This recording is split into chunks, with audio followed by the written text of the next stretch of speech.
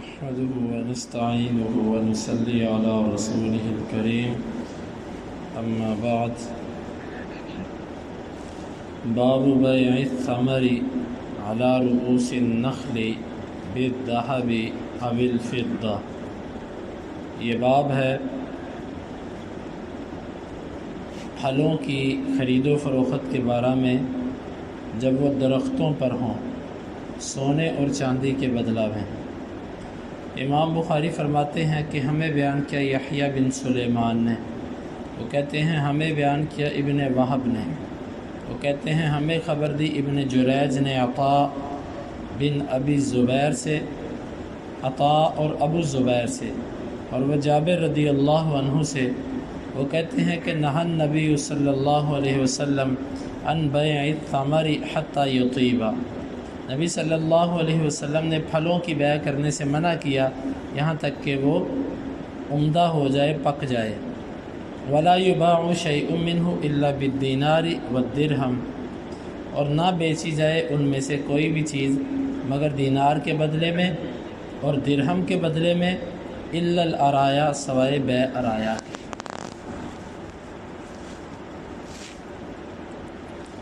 کل آپ نے حدیث سماعت کی تھی کہ تازہ پھلوں کی بیع خشک پھلوں کے ساتھ نہیں کر سکتے۔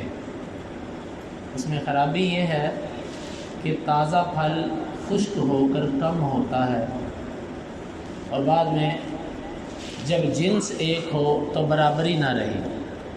مثال کے طور پہ آپ نے تازہ کھجوریں خشک کھجوروں کے بدلے میں تبادلہ کیا، اب جب جنس ایک ہو تو شرط ہے کہ وزن برابر ہونا چاہیے، اور رطب تازہ کھجور بعد میں خشک ہو گئی، وزن کم ہو گیا، جب ایک کا وزن زیادہ تھا دوسرے کا وزن کم ہو گیا تو یہ سود ہے۔ لیکن اب سوال پیدا ہوتا ہے کہ جب جنس بدل جائے، مثال کے طور پہ آپ تازہ کھجوریں خریدتے ہیں میوے کے بدلے میں، منقع کے بدلے میں، کسی اور پھل کے بدلے میں، وہ ڈرائی فروٹ ہو یا فریش جو ہوتا ہے یہ ہو، کسی قسم کا جنس بدل جائے، کھجور کے علاوہ کوئی اور چیز ہو، کیا اس کا تبادلہ تازہ کھجوروں کے ساتھ کیا جا سکتا ہے؟ مثلا خشک میوے کا تازہ کھجوروں سے تبادلہ ہو سکتا ہے؟ تو یہ جائز ہے، یہ چیز جائز ہے، اگرچہ کھجوریں خشک ہو کے پھر کم ہوگی۔ یہ کیوں جائز ہے؟ اس لیے جائز ہے کہ جنس بدل گئی، جنس بدل گئی، اور جب جنس بدل جائے تو پھر کمی بیشی ہو سکتی ہے۔ جب تک جنس ایک ہو اس وقت تک دو شرطیں سر پر رہتی ہیں، ایک کمی بیشی نہیں ہونی چاہیے، دوسرا نقد و نقد ہونا چاہیے۔ جب جنسیں بدل جائیں پھر ایک شرط ہوتی ہے کہ نقد و نقد ہونا چاہیے، کمی بیشی ہو سکتی ہے۔ تو یہ بات آپ کو سمجھ لینی چاہیے، تازہ کھجوروں کی، تازہ انگوروں کی، کسی بھی تازہ پھل کی کسی دوسری جنس کے خشک پھل سے بیع ہو سکتی ہے، ایک بات۔ دوسری بات، شریعت نے منع کیا ہے جنس کا جنس سے تبادلہ نہیں کرنا، تر اور خشک کا۔ کیا کوئی بندہ پیسوں کے ساتھ تازہ کھجوریں خرید سکتا ہے؟ تو یہ بھی جائز ہے۔ کسی بندے کے باغات ہیں کھجوروں کے، تازہ کھجوریں اس پر لگی ہوئی ہیں، آپ تازہ کھجوریں خریدنا چاہتے ہیں، اگرچہ تازہ کھجوریں بعد میں خشک ہو کر کم ہوں گی، لیکن آپ پیسوں سے اس کو خرید سکتے ہیں۔ کیوں؟ پیسے اور جنس ہے، کھجور اور جنس ہے، اس میں برابری کا کوئی تقاضا نہیں ہے۔ تو یہی حدیث کے اندر امام بخاری رحمہ اللہ لے کر آئے ہیں کہ نبی صلی اللہ علیہ وسلم نے اس حدیث میں دو حکم دیے۔ ایک، جب تک پھل پک نہ جائے تم نے بیچنا نہیں ہے۔ اس کی کچھ وجوہات کل کے درس میں بیان کر دی تھی کہ پھل جب پکتا ہے تو اس وقت اس کو کیڑا نہیں لگتا، اس وقت وہ آفتوں سے محفوظ ہو جاتا ہے، اس میں پھر مالک کا بھی فائدہ یہ ہے کہ اس کو ریٹ اچھا مل جاتا ہے، کیونکہ اس کے سامنے ایک چیز آ جاتی ہے کہ میرا پھل اتنا ہے، پھر وہ اچھا ریٹ دے دیتا ہے۔ اور جب اس کا پھل نکلا بھی نہیں ہوتا وہ ڈرتا ہے پتہ نہیں نکلے نہ نکلے، وہ ریٹ بھی کم دیتا ہے، مالک کا بھی نقصان ہے اور خریدار کا نقصان بعض دفعہ ایسے ہو جاتا ہے فصل کو کیڑا لگ جائے تو وہ بعد میں جھگڑتا ہے مالک کے ساتھ کہ فصل تو نکلی نہیں تو میں پیسے تجھے کس چیز کے دے چکا ہوں۔ تو وہ لڑائی ہے، سیدھی سیدھی لڑائی ہے۔ اسلام نے ایسے فتنے اور لڑائی پر پابندی لگانے کے لیے یہ بات کہی ہے کہ جو مرضی ہو جائے، جب تک پھل پکنا نہ شروع ہو تم نے اس کی خرید و فروخت نہیں کرنی۔ تو یہ ہے اس حدیث کا مطلب، اگرچہ پھل درختوں پر لگا، جب پک جائے پھر اس کو بیچو، پکنے سے پہلے اس کو نہ بیچو، ایک بات۔ دوسری بات یہ بیان کی کہ درختوں کے پھلوں کو درہم اور دینار کے بدلے میں بیچ سکتے ہو، کیونکہ جنس بدل گئی نا، جنس ایک نہیں ہے۔ ایک جنس ہوتی تو پھر اسلام نے منع کیا ہوا، الا الارایا، سوائے ارایا کے۔ ارایا وہی جو کل کے درس میں بتایا تھا کہ آپ نے کسی غریب فقیر کو 1 2 4 درخت دیے، ان درختوں پر جو پھل تھا اس پھل کے بدلے میں آپ خشک پھل کا تبادلہ کر سکتے ہیں، کیونکہ یہ ضرورت کے تحت ہے۔ البتہ پورے کے پورے باغ یا زیادہ سے زیادہ باغ تجارت کی غرض سے وہ تبادلے نہیں ہو سکتے، صرف کسی کے ساتھ تعاون کی غرض سے، غریب فقیر کے ساتھ تعاون کی غرض سے 1 2 4 درخت بیچے جا سکتے ہیں۔ یہ ہے امام بخاری رحمہ اللہ کی اس باب میں مراد۔ امام بخاری کہتے ہیں کہ ہمیں بیان کیا عبداللہ بن عبد الوہاب نے، وہ کہتے ہیں میں نے مالک کو سنا اور انہوں نے سوال کیا عبید اللہ بن الربیع سے، احدثک داود عن ابی سفیان عن ابی ہریرہ تھا، کیا تجھے ابو سفیان نے ابو ہریرہ سے حدیث بیان کی ہے کہ نبی صلی اللہ علیہ وسلم نے رخص فی بیع العرایا، اللہ کے نبی نے بیع عرایا میں رخصت دی ہے، فی 5 اوسق، 5 وسقوں تک، او دون 5 اوسق، یا 5 وسقوں سے کم۔ قال نعم، اس نے کہا جی ہاں، انہوں نے مجھے حدیث بیان کی۔ اب اس حدیث کے اندر یہ ہے کہ وہ جو بیع عرایا ہے، استثناء جو کیا گیا ہے جنس کے تبادلے میں، یعنی تازہ درختوں پر لگی کھجوریں اور خشک کھجوروں کا جو تبادلہ ہو سکتا ہے وہ اس مقدار تک ہو سکتا ہے کہ 5 وسق سے زیادہ نہ جائے۔ 5 وسق کتنے ہوتے ہیں؟ تقریباً 18 من، اندازتاً میں نے کچھ زیادہ بتایا، 18 من اپنے ذہن میں رکھیں۔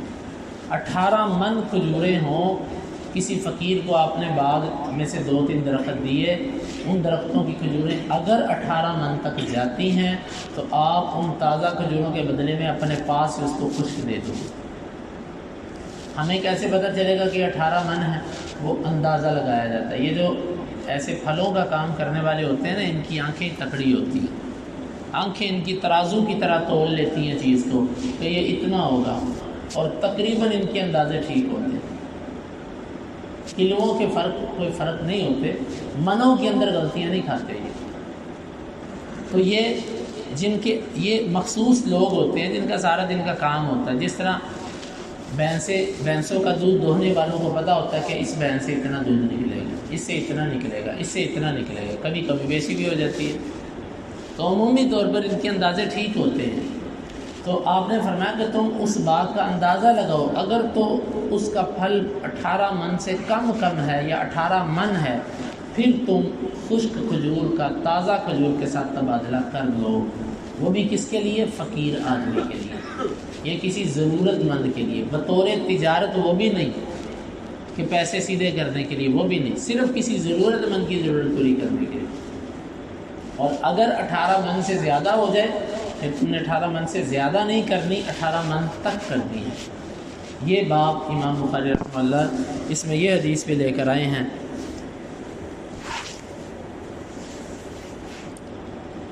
امام بخاری کہتے ہیں کہ ہمیں بیان کیا علی بن عبداللہ نے، وہ کہتے ہیں ہمیں بیان کیا سفیان نے، وہ کہتے ہیں ہمیں بیان کیا یحییٰ بن سعید نے، وہ کہتے ہیں میں نے بشیر کو سنا، وہ کہتے ہیں میں نے سہل بن ابی حتمہ کو سنا کہ بے شک نبی صلی اللہ علیہ وسلم نے نہا عن بیع التمر بالتمر، آپ نے تازہ کھجوروں کی خشک کھجوروں کے ساتھ بیع سے منع کیا۔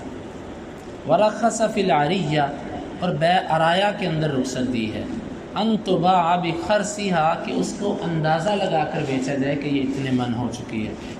یاکلها اہلها رطبا، اس کو اس کے مالک جو ہیں، خریدار جو ہے، وہ تازہ کھجوروں کی شکل میں کھا سکتا ہے۔ وقال سفیان مرۃ اخرى، اور سفیان نے جب دوسری دفعہ اس حدیث کو بیان کیا تو اس نے یہ لفظ بولے، الا انہ رخص فی العریۃ یبیعها اہلها بخرصها، کہ رخصت دی آپ نے بے عرایا کے اندر، اس کو کر سکتا ہے اس باغ کا مالک اندازے کے ساتھ، یا کلونہا رطبا، وہ کھائیں گے اس کو تازہ کھجوروں کی شکل میں، یعنی خود تازہ کھا لیں اور دوسروں کو خشک دے دیں۔ قال ہوا سواء، راوی کہتا ہے کہ امام بخاری کہتے ہیں غالباً کہ یہ دونوں روایتوں کا مطلب ایک ہے، دونوں حدیثوں کا مفہوم ایک ہے۔ قال سفیان قلت لیحییٰ، سفیان راوی کہتے ہیں میں نے اپنے استاذ یحییٰ بن سعید سے کہا وَأَنَا غُلَامٌ، اور میں چھوٹا تھا، میں نے کیا کہا ان اہل مکہ یقولون ان النبی رخص لهم فی بیع العرایا، مکہ کے لوگ کہتے ہیں کہ اللہ کے نبی نے بیع عرایا میں ان کو رخصت دی ہے۔ فقال، آگے سے یحییٰ کہنے لگے وما یدری اہل مکہ تھا، یہ حدیث اہل مکہ کو کیسے پتہ چلی؟ مطلب مکہ کے لوگ تو تاجر پیشہ تھے، وہ تو زراعت سے تعلق نہیں رکھتے تھے، یہ حدیث کھیتی باڑی سے تعلق رکھتی ہے، تو مکے والوں کو اس حدیث کا کیسے پتہ چل گیا؟ قلت انہم یروونہ عن جابر، میں نے کہا وہ اس کو جابر سے روایت کرتے ہیں، اور جابر مدینے کا رہنے والا صحابی ہے جو کھیتی باڑی کا کام کرتا تھا۔ پس آگے سے میرے استاذ خاموش ہو گئے۔ قال سفیان کہتے ہیں انما اردت ان جابر من اہل المدینہ، میری مراد یہ تھی کہ جابر تو مدینے والوں میں سے ہیں۔ قیل لسفیان، پھر سفیان کو کہا گیا الیس فیہ نہا عن بیع الثمر حتی یبدو صلاحہ، اس حدیث میں یہ لفظ نہیں ہے کہ آپ نے پھلوں کی بیع سے منع کیا جب تک وہ پک نہ جائیں؟ قال لا، وہ کہنے لگے نہیں، اس حدیث میں نہیں ہے۔ باقی سارا مسئلہ وہی ہے جو میں نے آپ کو بیان کیا۔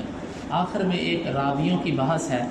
امام سفیان کہتے ہیں کہ میرے استاذ یحییٰ بن سعید نے یہ حدیث جب بیان کی تو میں نے آگے سے کہا کہ استاذ محترم، یہ مکہ والے کہتے ہیں کہ اللہ کے نبی نے بیع عرایا کی رخصت دی ہے، تو میرا استاذ کہنے لگا کہ مکے والوں کو یہ حدیث کیسے سمجھ آ گئی، وہ تو تاجر پیشہ لوگ ہیں، اس حدیث کا تعلق تو کھیتی باڑی والے لوگوں سے ہے۔